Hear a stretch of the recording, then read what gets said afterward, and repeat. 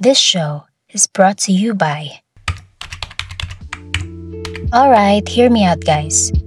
Kadaring Ginto, during the time it aired, was a massive hit. So they said, and indeed it catapulted Andrea Brillantes and Francine Diaz into stardom. Pero looking back, this show was very problematic. And when I say problematic, I was referring to this guy. Bakit nga ba? For the benefit of those who do not, With the note I was talking about. let me give you a quick recap of this prime teleserye that aired from October of 2018 to February of 2020. Lights, camera juga. Welcome to Cine juga. Let's dive in. Meet Romina Andrada, played by Beauty Gonzalez.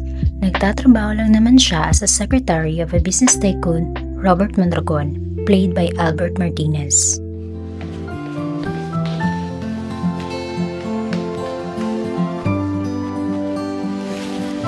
You still need to collect yourself? Hindi po, sir. Ready na po ako. Tsaka ito po yung documents.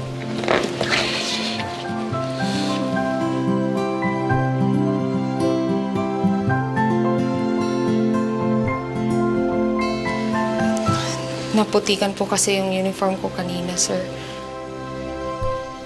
Robert Mondragon has a child named Daniela Mondragon, played by Dimples Romana. Halos magkaedad lang si Daniela and Romina, which causes a lot of friction between these two women. Because Daniela wants the attention and approval of Robert, her dad. Pero dahil sa business, mas nagkakasama pa itong si Romina at Robert. And to rub salt to her wounds, mas may kumpiyansa at tiwala pa itong si Robert sa pamamalakad ng kumpanya kay Romina kaysa sa anak niyang si Daniela. Kano katagal ka na ba niyang sekretarya? Hindi siya ganyan magtiwala sa mga sekretarya niya. Binibigyan ka niya ng blank check na meron na niyang pirma. Anytime, pwede mo itakbo yung pera namin. And the cherry on top, Romina is engaged to Daniela's ex-lover Carlos, played by Adrian Alandi, which Daniela still has feelings for. You see, selos itong si Daniela kay Romina. She had everything that she wants. The love of her life and the approval of her father. So, the plan was hatched. Daniela ordered Alvin, played by Eric Fructuoso, to greet Romina. Gusto niyang sirain ang buhay ni Romina, all the while seducing Carlos. Ang nasabing panggagahas was a plot device na makakapagbabago ng takbo ng buhay ni Daniela at Romina. Matapos ang rape, pinagdudahan ni Carlos ang integridad ni Romina, insinuating that there may have been no grapes at all, at kusang sumama itong si Romina sa isang lalaki. With Carlos' suspicion and Daniela's persistent schemes, Daniela was able to get Carlos drunk, so drunk even na hindi na ito nagising sa araw ng kasal nila ni Romina. Romina was understandably heartbroken. May komprontasyon din between Carlos at nanay ni Romina na dahilan ng heart attack nito. Now, Carlos did not only embarrass Romina to her supposed wedding day, but also caused the death of her own mother. So Romina broke up with Carlos. Nagpunta ng Taiwan itong si Carlos na sinundan naman siya ni Daniela. Nalaman ni Romina na nabuntis siya ng taong gumahasa sa kanya.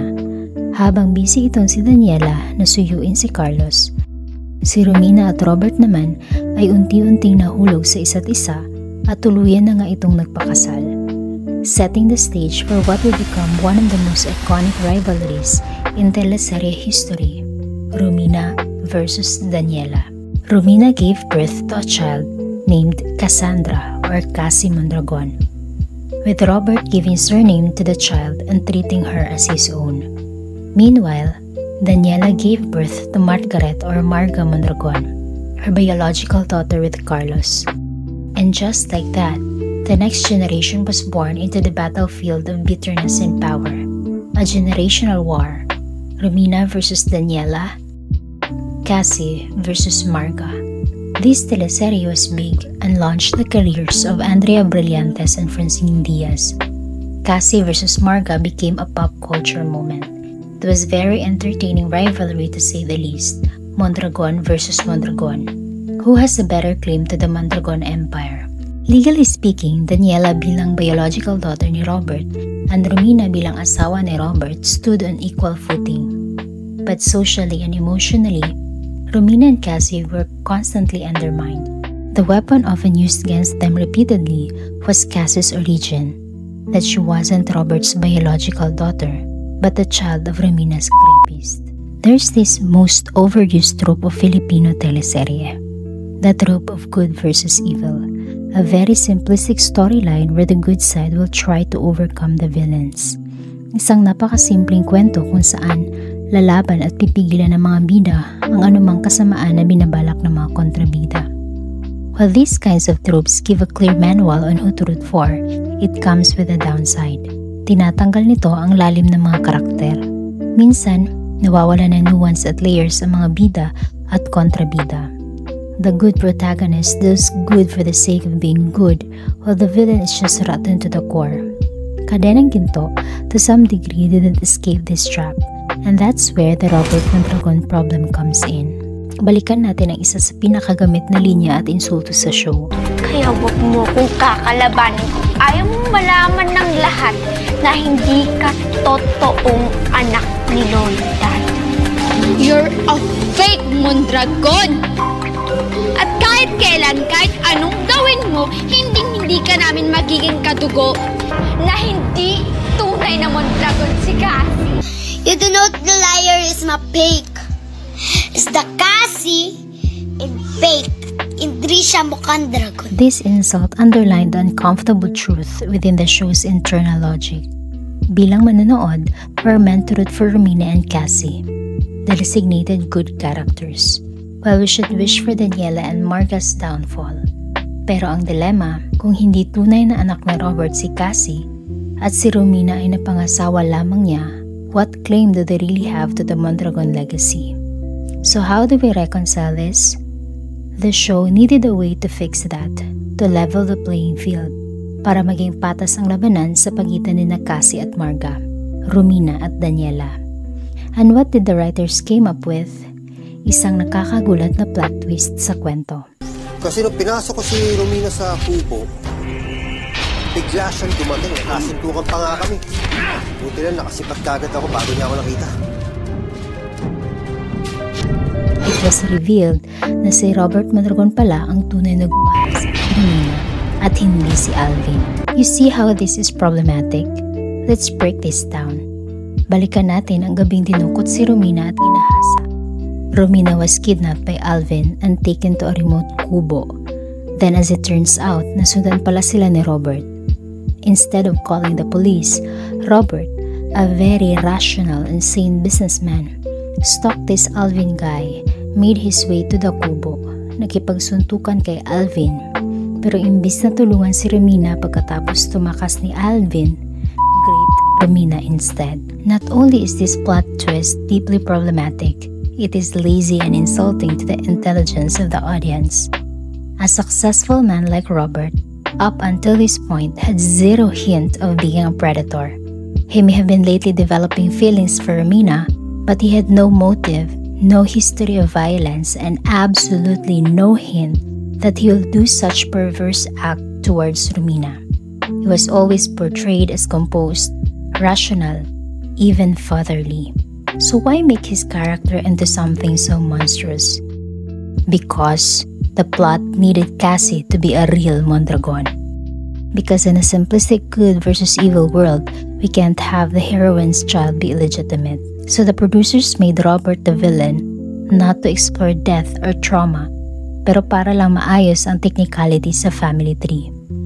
In the minds of the writers, the audience can now sigh a sigh of relief knowing that Cassie is a real Mondragon. But that is just so messed up.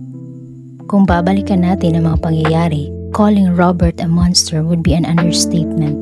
Not only did he rape Romina, but this man, pagkatapos ng gabing kahasain si Romina, ay umuwi na parang wala lang nangyari. Hangover from last night. Oh nga, Dad, parang napansin ko, parang ang dami mong nainom ah. Pinanood niya si Romina habang nahihirapan sa grave trauma nito at saksi siya ng akuin ni Romina ang responsibilidad sa pagpapalaki ng anak na bunga ng kawalang hiyaan niya mismo, all the while inserting himself in the picture as their savior, offering comfort, support, and love, as if he hadn't been the one who destroyed it in the first place. That's not just manipulation, that's abuse of the highest order, cloaked in tenderness, masked by power, written off as drama. And Romina, poor Romina, fell in love with him because he was her boss, because he had power, because he stepped in when no one else did, and because, of course, the show framed it as love. Of course, this man, nung kinonfront ni Cassie at tinanong ba't niya nagawa ang mga bagay na yun, had the audacity to say, Magulo ang isipan ko sa lahat ng pangyayari na yun. Pero alam ko kasalanan ko dahil hindi ko sinabi sa inyo, hindi ako nagkalakas ng loob na sabihin sa inyo katotohanan nung una pa man. What the actual messed up thing to say? Say you were not sorry because you raped the mother of your child, but you were just sorry because you had no courage to say that you were a I had no words for this man. I'm still a piece of garbage. This wasn't just a bad plot twist, but it was a trivialization of sexual violence. If you reduce rape to a plot device, a convenient tool to solidify a character's claim to a surname, you're not just telling a bad story. You're sending a dangerous message. You don't know the liar is my fake. It's the Cassie and fake. Hindi siya mukhang dragon. Is this my liar? Is the make? Is the fake in my